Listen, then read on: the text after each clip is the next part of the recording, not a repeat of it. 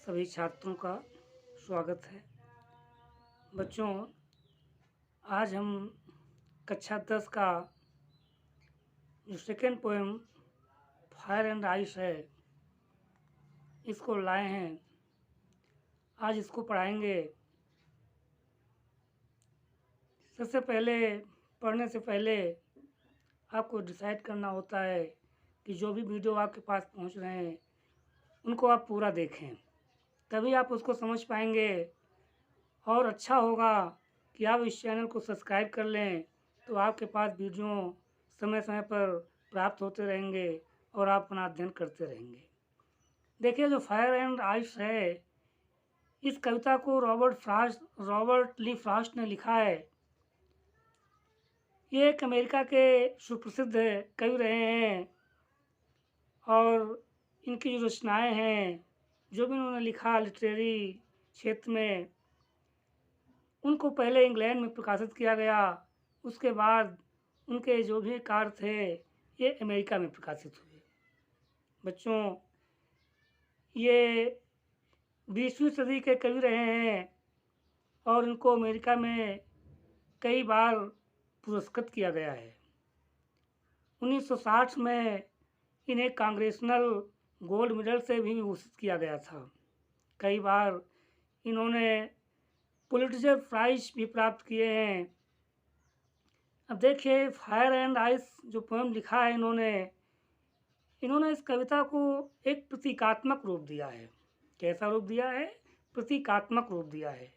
कवि का मानना है कि इस संसार का जो अंत होगा, अग्नि से भी हो सकता है, बर्फ से भी हो सकता है, या दोनों से हो सकता है। यहाँ जो कवि ने अग्नि और बर्फ कहा है, ये अग्नि और बर्फ एक उसकी कल्पना है। जो कवि अपने चारों तरफ देख रहा है कि आज इतनी नफरत की भावनाएं फैली हुई हैं लोगों में, इतनी अनंत इच्छाएं हो गई हैं कि इनको पूरा करने में ही आदमी का जीवन बीत जाता है और कुछ कर नहीं पाता है। इसी विषय में वो अपने विचारों को फायर एंड आइस के माध्यम से लिखता है। देखिए क्या कहता है अपनी पोएम में कवि। कहता है, some say the world will end in fire, some say in ice, from what I have tasted of desire, I hold with those who favour fire. कुछ लोग कहते हैं, सम से कुछ लोगों का कहना है, the world will end in fire, कि संसार का अंत अग्नि में होगा। किस में होगा? अग्नि में होगा। कुछ लोगों का मानना है कि संसार का अंत होगा, किस में होगा? अग्नि में होगा, fire. Some say in ice, और कुछ लोग मानते हैं कि इस संसार का अंत बर्फ में होगा। किस में होगा? बर्फ में होगा।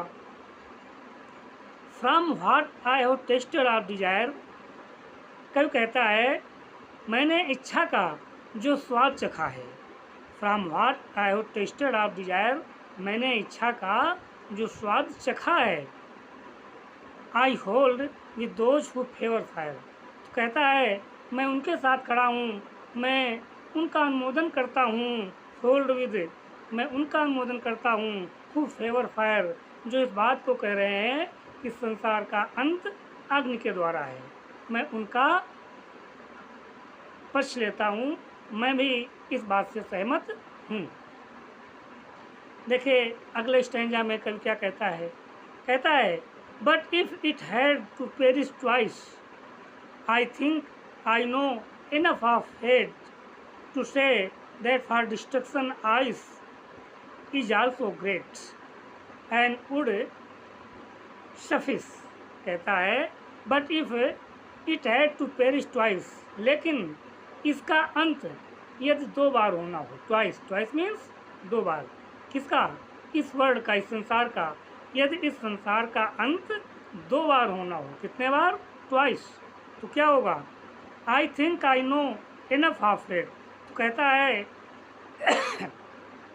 कि मेरी जो विचारधारा है, मेरे विचारों में क्या कहता है, आई think I no enough of head, कि जो मैं घृणा, हेट मीन्स घृणा, कहता है मेरे विचार में मैं घृणा को भी काफ़ी महत्व देता हूँ, काफ़ी उसके विषय में जानता हूँ। फिर देखिए, आई थिंक मेरे विचार में, I know enough of it, मैं घृणा को भी काफ़ी हद तक जानता हूँ।